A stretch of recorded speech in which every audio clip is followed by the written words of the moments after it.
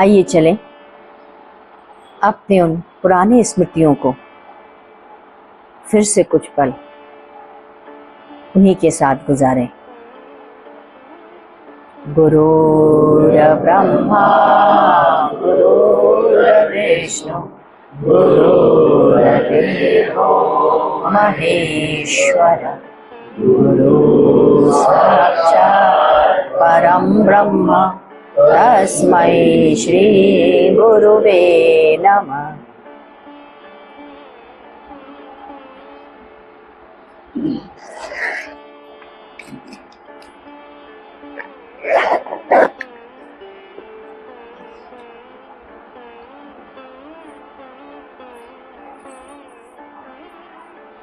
कल हम लोगों ने आधा पढ़ा था, उसे क्रमशः में आगे पढ़ते हैं। गुरु का प्रथम कार्य है ज्ञान का दान करना। जो तुम जानते हो, जो कुछ जान चुके हो, उसे मिटा देना। जो कल कहा उसे आज मिटा देना तथा सद्ज्ञान देना। गुरु कहता है कि किसी एक बिंदु पर जीवित ना रहो। जो भी ज्ञान दिया उसे अपूर्ण करके दूसरी पद्धति से उसे मिटा दिया। भगवान बुद्ध, महावीर, पैगंबर, प्रत्येक ने, हर ने बातें अपने अपने ढंग से कही है, परंतु मूलतः उनमें कोई भेद नहीं। ये सभी महापुरुष एक ही परम सत्ता के लिए आए थे। दूसरा, गुरु का दूसरा कार्य है कि अज्ञान के तिमिर को हटाना। अज्ञान का संस्कार जो आपने पैदा कर लिया है उसे समाप्त करना। गुरु के द्वारा 3 महान तत्वों का बोध होता है। पहला ईश्वर, दूसरा जीव और तीसरा माया। जीव माया की शक्ति है, क्षणिक सुख की प्राप्ति है। माया ईश्वर की विरोधी शक्ति है, ईश्वर को छिपा देती है। ईश्वर सत चित आनंद में माया का प्रवेश नहीं होता। गुरु हर समय किसी चीज का बोधन नहीं कराता, वह अपने पास बैठाता है, किसी क्षण कुछ बोध करा देता है। संत दादू थे, अपने शिष्यों के साथ जा रहे थे। बीच में कीचड़ से भरा गड्ढा था जिससे होकर जाना था। उनके एक शिष्य ने उसमें ईंटा डाल दिया ताकि उस पर पैर रख करके दादू जा सके। दादू ने देखा तो उस शिष्य को बहुत डांटा नहीं, रखा करके डांटे और तब भी डांटे। उसने उसमें ईंटा रखा तब भी डांटे, और उसने तब भी डांटे जब उनका शिष्य, वो शिष्य उनका रज्जब था, वे आगे जा करके कीचड़ में लेट गए। संत दादू उसके ऊपर चढ़कर उस पार चले गए। संत दादू को उस समय यही आवश्यकता थी। रज्जब को गुरु से प्राप्त हो गया और निकल गया। दादा थे, वे भोजन 3 बजे रात्रि को बनवाते थे। उस समय हम लोग भोजन करते थे। कहा करते थे, भोजन के समय का तुमने संस्कार बना लिया है, इस भोजन के समय के संस्कार को भी तोड़ो। तीसरा, गुरु का तीसरा कार्य आत्मा को परमात्मा से मिलाने की युक्ति बतलाना, उसकी तलाश में लगाना ताकि वह परमात्मा का राही हो। गुरु किसी संत की निंदा नहीं करता। एक बार काशी में प्रकाशानंद जी थे। उन्होंने गौरांग महाप्रभु को काशी आने के लिए पत्र लिखा। काशी में आप आए, यहाँ मणिकर्णिका है, परम पवित्र पावनी गंगा है, शंकर की यह नगरी मुक्ति देने वाली है। महाप्रभु ने उसके जवाब भेजा कि भगवान कृष्ण के पसीने की एक कण में उसमें ही मणिकणिका है। कृष्ण के चरणों में ही गंगा निकलती है। कृष्ण के रस में स्वयं भगवान शंकर अर्धनारी बनकर रास करते थे। मुक्ति भगवान कृष्ण के चरणों में लौटती है। प्रकाशानंद जी उनके शिष्य बन गए। गुरु अपने स्व को मिटा देते हैं। गुरु ही बाद में भगवान हो जाता है। गुरु जब आसन पर बैठ गए तो गुरु, जब भगवत सत्ता पर बैठ गए तो भगवान हो जाते हैं। भगवान बुद्ध जब भगवत सत्ता पर बैठ गए तो भगवान बन गए, वह भगवान बुद्ध हो गए। गुरुदेव ने प्रसंग बदलते हुए कहा, आज से ओम कहेंगे नहीं बल्कि सुनेंगे। ओम साध्य है, साधन नहीं। ओम हमें जानना है, करना नहीं। ओम प्रतीक है, सूचना देता है। ओम हमारे 7वें दर्जे के अंतिम अवस्था का द्योतक है। ओम हमारा ज्ञान है। ओम विराट है, अनंत नहीं। ओम संगीत है, प्रश्न नहीं।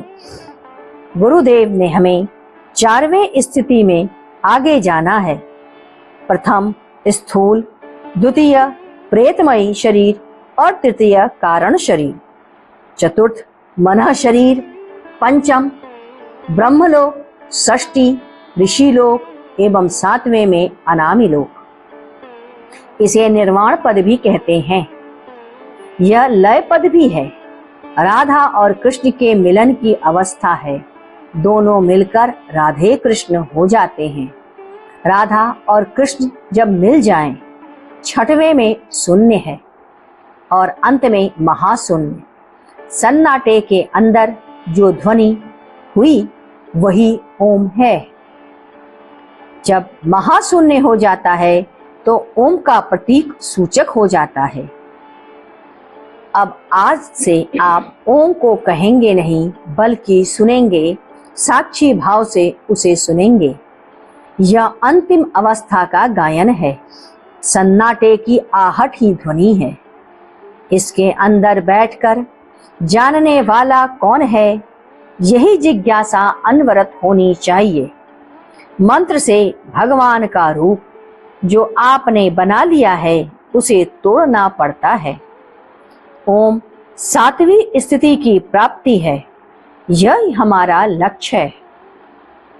यह हमें जानना है, करना नहीं है। ओम की प्रारंभिक अवस्था थी जो आपने अभी तक किया। यह प्रारंभिक अवस्था आपके सारे शरीर को आलोकित करती है और पवित्र कर देती है। गुरुदेव ने कहा, ब्राह्मण को दान देने से आपका सत्कर्म बढ़ता है। आपका अगला जन्म ऐश्वर्य से युक्त रहता है। चांदी दान करने से अगले जन्म में आप स्वरूपवान होते हैं। वस्त्र दान देने से मकान की प्राप्ति होती है। भूमि दान करने से राजपद या राजवैभव मिलता है। अन्न दान करने से अगले जन्म आप धन्य धान से परिपूर्ण हो जाते हैं। इसके बाद 21 जनवरी का है। आज के सत्संग में गुरुदेव ने कहा, आपको अपने शरीर के बारे में पूरा होश रहना चाहिए। जो गलती हो जाएगी, आप अपने स्थूल शरीर के प्रति बेहोश हो जाते हैं। आपका स्थूल शरीर से जो कार्य होता है वह रेगुलर फीचर है। स्थूल शरीर का सही बोध नहीं है। एक बार बुद्धदेव प्रवचन कर रहे थे। अचानक एक मक्खी चेहरे पर बैठी। उन्होंने हाथ से उड़ा दिया। पुनः उन्होंने वैसा किया। उनके एक शिष्य ने पूछा, भगवान, दोबारा तो मक्खी नहीं बैठी थी, आपने पुनः क्यों हाथ से उड़ाया? उन्होंने कहा, पहले मैंने यंत्रवत कार्य किया, अब मैं जो कर रहा हूं वह सजग होकर के कर रहा हूं। गुरुदेव ने कहा, सहज साधना में सहजता होनी चाहिए। यदि स्थूल के बारे में सजगता नहीं है तो सूक्ष्म के बारे में क्या जानेंगे। प्यार व घृणा कहाँ ठहरती है? सूक्ष्म शरीर में। अब दो शब्द आते हैं और वे हैं, पहला कौतूहलता और दूसरा जिज्ञासा। कौतूहलता में पाप होता है तथा जिज्ञासा से आप ऊपर उठते हैं। एक कथा बाइबल में आती है, ईश्वर ने आदम से कहा, इस पेड़ के फल को मत खाना। आदम ने कौतूहलता आई और वो वृक्ष का फल चख लिया। उसको तो पाप करके आगे कर दिया और आप में कौतूहलता आई नहीं कि आपसे भूल हो गई। जब जिज्ञासा होती है तो उसमें खोज होता है, उसमें प्रश्न खड़े होते हैं। कौतूहलता में प्रश्न नहीं होता। आप पाप करते हैं, कौतूहलता बस, उसमें प्रश्न ही नहीं करते। कौतूहलता आपके जीवन को विनाश कर देती है। कौतूहलता बस अपने जीवन को नष्ट मत कीजिए।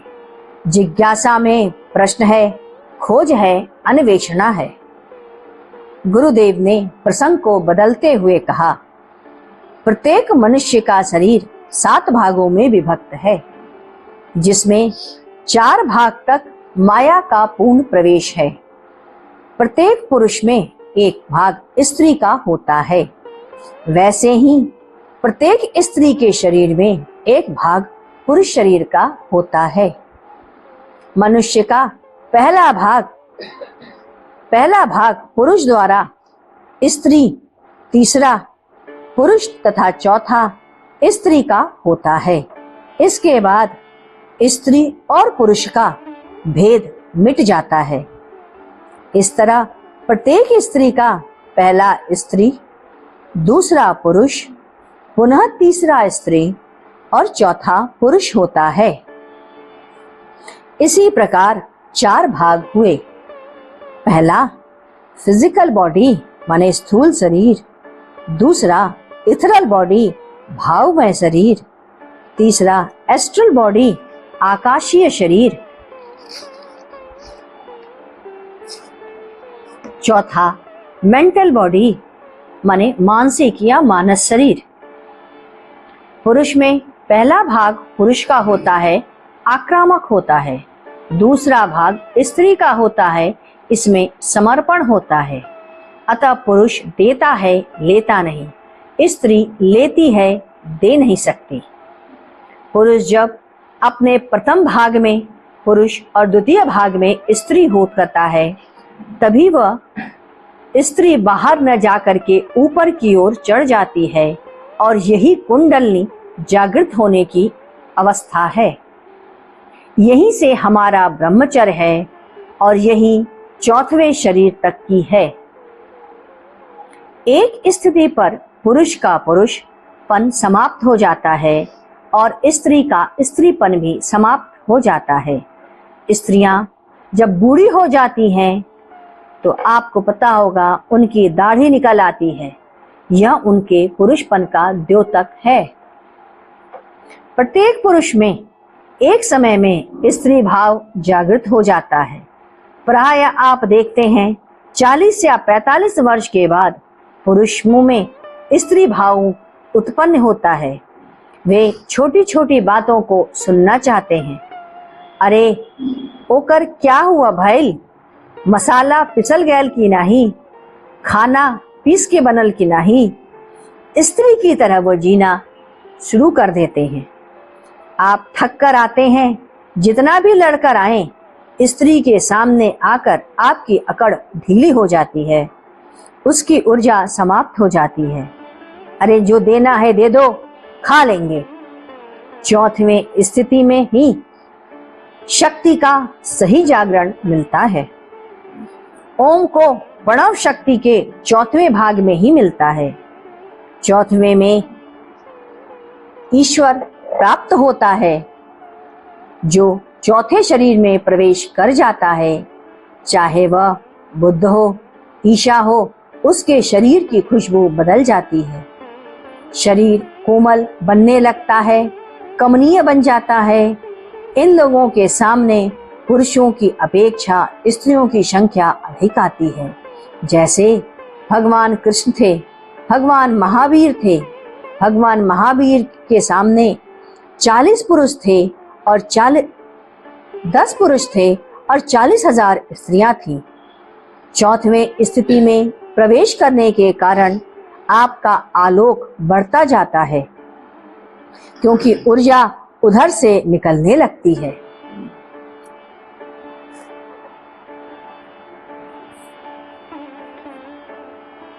हम लोग थोड़ा थोड़ा पढ़ते रहें और उसे समझते रहें, उनके दिए हुए ज्ञान को अपने अंदर, अपने जीवन शैली में उतारते रहें। ऐसा ही आशीष उनसे मांगे कि वो हम सबको क्षमता प्रदान करें, सामर्थ्य प्रदान करें, बौद्धिक क्षमता प्रदान करें कि उनकी इन गूढ़ बातों को हम समझ सकें और अपने जीवन की धारा को उस तरफ ले चलें। बोलिए सद्गुरुदेव महाराज की जय।